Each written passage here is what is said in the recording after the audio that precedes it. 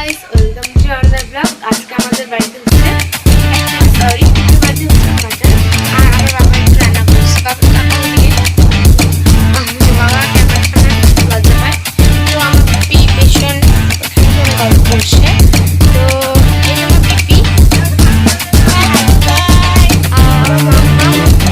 আর হচ্ছে কেমন পেশেন্ট খুব হাসি একটা মানুষ।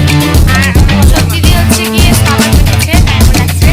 আর এটা আমার দিদি ভাই, আর এটা আমার তো মা, আমার মা যেমন মা।